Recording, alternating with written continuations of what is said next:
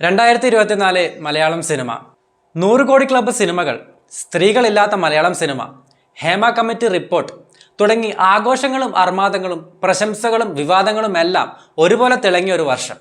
മാർക്കോയും ബറോസും rifle ക്ലബും extra ഡീസന്റും കൂടി വന്നതോടെ ഈ വർഷത്തെ മലയാളം സിനിമ അവസാനിക്കുകയാണ്.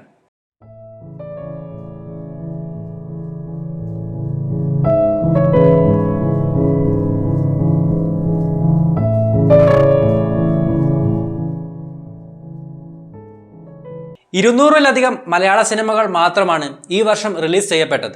കേരളത്തിൽ മാത്രം ഒതുങ്ങി നിൽക്കാതെ കേരളവും കടന്ന് തമിഴ്നാടും ആന്ധ്രാപ്രദേശും കടന്ന് ഇന്ത്യയും ഇന്ത്യക്ക് പുറത്തേക്കും കൂടി ആഘോഷിക്കപ്പെടുന്ന രീതിയിലാണ് മലയാളം സിനിമ ഈ വർഷം നമ്മൾ കണ്ടത്.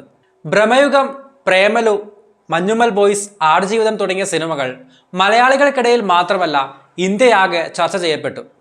2024 ആദ്യ ഹിറ്റായ ആട്ടം തന്നെ അവതരണത്തിലും കോണ്ടന്റിലും വ്യത്യസ്തമായ അനുഭവമാണ് സമ്മാനിച്ചത്. പിന്നീട് വന്ന എബ്രഹാം ഓസ്ലർ ജയറാമിൻ്റെ മലയാളത്തിലേക്കുള്ള ഗംഭീര തിരിച്ചുവരവായി. തിയേറ്ററുകളിൽ ഓളം സൃഷ്ടിക്കാൻ മമ്മൂട്ടിയും അതുപോലെ പൂമാനമേ എന്ന് തുടങ്ങുന്ന ഗാനവും കൂടി വന്നതോടെ ചിത്രം ഹിറ്റായി. പിന്നീട് വന്ന അന്വേഷിപ്പിൻ കണ്ടെത്തും, പ്രേമലു, ഭ്രമയുഗം, മഞ്ഞുമൽ ബോയ്സ്, ആടുജീവിതം, വർഷങ്ങൾക്ക് ശേഷം, തലവൻ, ടെർബോ, ഗുരുവായൂരമ്പല നടയിൽ തുടങ്ങിയ ചിത്രങ്ങൾ കേരളവും കടന്ന് ആഘോഷിക്കപ്പെട്ടു. ഏറ്റവും വേഗത്തിൽ 100 കോടി ക്ലബിലെത്തിയ മലയാളം സിനിമ, തമിഴ്നാട്ടിൽ ഒരു മലയാളം സിനിമയ്ക്ക് കിട്ടിയ ഏറ്റവും ഉയർന്ന കളക്ഷൻ എന്നീ റെക്കോർഡുകൾ കൊണ്ട് മഞ്ഞുമൽ ബോയ്സ് തന്നെ ഈ വർഷം മുന്നിട്ട് നിന്നു. കാതലിന് പുതിയൊരു നിർവചനം, സൗഹൃദം. ഇതായിരുന്നു മഞ്ഞുമൽ ബോയ്സ് മുന്നോട്ട് വെച്ച നിർവചനം. കേരളത്തിലേക്കാൾ കൂടുതൽ സിനിമ ക്ലിക്കായത് തമിഴ്നാട്ടിലാണ്. ഇതിനുള്ള കാരണം കമൽഹാസന്റെ ഗുണ എന്ന് പറയുന്ന സിനിമയും കാതലെ എന്ന് തുടങ്ങുന്ന പാട്ടും തന്നെയാണ്. തമിഴ്നാട്ടിലെ ഏറ്റവും വലിയ പണംവാരി ചിത്രങ്ങളായ തളപതിയുടെ ഗോട്ടിനും ശിവകാർത്തികേയന്റെ അമരനും ഒപ്പമാണ് മഞ്ഞുമൽ ബോയ്സിന്റെ സ്ഥാനം. തമിഴ്നാട്ടിൽ മഞ്ഞുമൽ ബോയ്സ് ഓളം സൃഷ്ടിച്ചപ്പോൾ ആന്ധ്രയിൽ എത്തിയത് മറ്റൊരു സിനിമയാണ്, അതും മലയാളം സിനിമ, പ്രേമലു.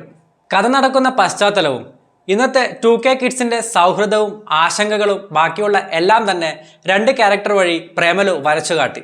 ചിത്രം റിലീസ് ചെയ്ത ആദ്യ ദിവസങ്ങളിൽ തണുപ്പ പ്രതികരണമായിരുന്നെങ്കിൽ പിന്നീട് മൗത്ത് പബ്ലിസിറ്റി വഴി പടം കയറിക്കൊളുത്തി. ചിത്രത്തിന്റെ സക്സസ് സെലിബ്രേഷനിൽ വെച്ച് 2ാം ഭാഗം കൂടി അനൗൺസ് ചെയ്തിട്ടാണ് പ്രേമലു ടീം ഈ വർഷം കടന്നുപോയത്. ചെയ്യുന്ന സിനിമകളിലെ കഥാപാത്ര വ്യത്യസ്തതകൾ കൊണ്ട് സ്വയം തേച്ച് മിനുക്കുകയാണ് മലയാളത്തിന്റെ സ്വന്തം മമ്മൂക്ക. പുതുതലമുറയിലെ ഇന്നത്തെ നായക നടന്മാർ പോലും ചെയ്യാൻ മടിക്കുന്ന രീതിയിലുള്ള ക്യാരക്ടേഴ്സ് എടുത്ത് അയാൾ അഭിനയത്തിന്റെ എവറസ്റ്റ് കൊടുമുടി കയറിക്കൊണ്ടിരിക്കുകയാണ്.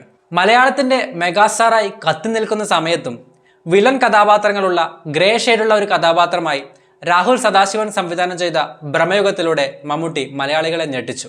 16 വർഷത്തെ കാത്തിരിപ്പിന് ശേഷം ബ്ലസ്സി പൃഥ്വിരാജ് കൂട്ടുകെട്ടിൽ വന്ന ആടുജീവിതം രാജാതിർത്തികളും കടന്ന് മലയാളത്തിന്റെ അഭിമാന നേട്ടമായി മാറി. സിനിമയ്ക്ക് വേണ്ടി പൃഥ്വിരാജ് എന്ന നടനെടുത്ത സമർപ്പണവും പ്രകടനവും ബ്ലസ്സി എന്ന വിഷണറി ഡയറക്ടറുടെ മേക്കിംഗ് ക്വാളിറ്റിയും ചിത്രത്തെ മികച്ചതാക്കി. പിന്നാലെ വന്ന ആവേശവും രംഗണനും അമ്പാനും ഇന്ത്യയാകെ ട്രെൻഡ് സെറ്ററായി മാറി. ഈ വർഷം ഇന്ത്യയിൽ ഏറ്റവും കൂടുതൽ സെർച്ച് ചെയ്യപ്പെട്ട 10 സിനിമകളിൽ 2 മലയാളം സിനിമകളാണ്. അതിലൊന്ന് ആവേശവും മറ്റേത് മഞ്ഞുമൽ ബോയ്സും. ഇത്തരത്തിൽ ഒന്നിനു പുറകെ ഒന്നായി ഹിറ്റടിച്ച് അഭിമാന നേട്ടങ്ങൾ സമ്മാനിക്കുമ്പോഴും വിവാദങ്ങളും പുറകെ വന്നു. റെക്കോർഡ് കളക്ഷൻ നേടുന്ന ഇൻഡസ്ട്രി ഹിറ്റടിക്കുന്ന സിനിമകളിൽ സ്ത്രീകൾ എവിടെ? വരുന്നതെല്ലാം നായക പ്രധാനമുള്ള സിനിമകൾ മാത്രം. പ്രതിഭകളായ നായികമാർ ഉണ്ടായിട്ടും എന്തുകൊണ്ട് മലയാളം സിനിമയിൽ നായിക കഥാപാത്രങ്ങൾക്ക് ഒരു പ്രാധാന്യം കിട്ടുന്നില്ല എന്നുള്ള ചോദ്യം മുന്നോട്ട് ഉയർന്നു വന്നതും ഇതേ സമയത്ത് തന്നെയായിരുന്നു. മലയാളത്തിൽ മലയാളം നടിമാർക്ക് അവസരം ലഭിച്ചില്ലെങ്കിലും അന്യഭാഷകളിൽ പോയി തിളങ്ങിയ മലയാളി നടിമാർ ഈ വർഷവും നമ്മൾ കണ്ടു. കൽക്കി, വാഴൈ, ലബ്ബർ പന്ത്, തങ്കലാൻ, കൊടുകാളി തുടങ്ങിയ സിനിമകളിലൂടെ മലയാളി നടിമാർ അന്യഭാഷകളിൽ തിളങ്ങി. എന്നാൽ ഇതേ സമയം തന്നെയാണ് all we imagine as light എന്ന് പറയുന്ന സിനിമ കാനസ് ഫിലിം ഫെസ്റ്റിവലിൽ ഗ്രാൻഡ് പ്രിക്സ് നേടുന്ന ആദ്യ ഇന്ത്യൻ ചിത്രമായി മാറുന്നത്. ഈ സിനിമയ്ക്ക് മുന്നിലും പുറകിലും നിന്നത് സ്ത്രീകളാണെന്നുള്ളതാണ് മറ്റൊരു സവിശേഷത. ഉള്ളൊഴുക്ക്, മന്ദാകിനി തുടങ്ങിയ സിനിമകളിലൂടെ സ്ത്രീകൾക്ക് മുഖ്യ കഥാപാത്രങ്ങളായി മാറാൻ സാധിച്ചു. പിന്നീടാണ് കൂട്ടത്തിലെ കൊമ്പന്റെ വരവ്, ഹേമ കമ്മിറ്റി. മാനതയുടെ മുഖംമൂടി അണിഞ്ഞ് വർഷങ്ങളായി മലയാളികൾ കണ്ടുവരുന്ന നായികമാരും നായകന്മാരും സംവിധായകരും അടക്കം പ്രതിക്കൂട്ടിലേക്ക് കയറി. ഹേമ കമ്മിറ്റി റിപ്പോർട്ട് ചെറിയൊരു സമയത്തേക്ക് മലയാളം ഇൻഡസ്ട്രിയെ തളർത്തി എന്നുള്ളത് സത്യം തന്നെയാണ്.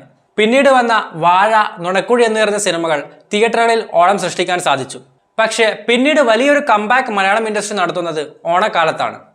അജയന്റെ 2ാം മോഷണം, കിഷ്കിന്ധാകാന്ഡം തുടങ്ങിയ സിനിമകൾ ഒരുപോലെ പ്രേക്ഷകരെ തിയേറ്ററിലേക്ക് ആകർഷിച്ചു. ഇവ കൂടാതെ ബോഗൺവില്ല, സൂക്ഷ്മദർശിനി എന്നീ സിനിമകൾ വഴി സ്ത്രീ കഥാപാത്രങ്ങൾ മുന്നോട്ട് വന്നു. ഒരു പിടി മികച്ച കഥാപാത്രങ്ങൾ നൽകിയും കിട്ടിയ കഥാപാത്രങ്ങളെ അതിനും മികവുറ്റതാക്കി മാറ്റിയുമാണ് മലയാളത്തിലെ ഒട്ടുമിക്ക നായക നടന്മാരും ഈ വർഷം കടന്നുപോയത്. എന്നാൽ എടുത്തു പറയേണ്ടത് ആസിഫ് അലിയെ തന്നെയാണ്. തുടർച്ചയായ പരാജയങ്ങൾ, സ്ക്രിപ്റ്റ് സെലക്ഷനിൽ ഏറ്റവും കൂടുതൽ പഴി കേൾക്കേണ്ടി വന്നിട്ടുള്ള നടൻ, 10 പടങ്ങളിൽ ഒരെണ്ണം ഹിറ്റടിച്ചാലായി, ഇങ്ങനെയൊക്കെ പറഞ്ഞ പ്രേക്ഷകരെ കൊണ്ട് തന്നെ മാറ്റി പറയിപ്പിച്ചു ആസിഫ് അലി 2024. തലവൻ, ലെവൽ ക്രോസ്, അഡിയോസ് അമിഗോസ്, കിഷ്കിൻഡ കാണ്ഡം ചെയ്തത് 4 പടങ്ങൾ, 4ഉം വ്യത്യസ്ത ജോണറുകളിൽ. തിയേറ്ററുകളിൽ ഹിറ്റാവാത്ത സിനിമകളിൽ കൂടിയും ആസിഫ് അലിയുടെ പെർഫോമൻസ് മികച്ചു നിന്നു. എല്ലാ രീതിയിലും മികച്ചൊരു വർഷമായിരുന്നു മലയാളം സിനിമയ്ക്ക്. കളക്ഷനിലായാലും സിനിമയിലായാലും അതുപോലെ വിവാദങ്ങളിലായാലും. എപ്പോഴും സിനിമ എന്ന് പറയുന്നത് പ്രേക്ഷകരെ എൻ്റർടൈൻ ചെയ്യിക്കലാണ്.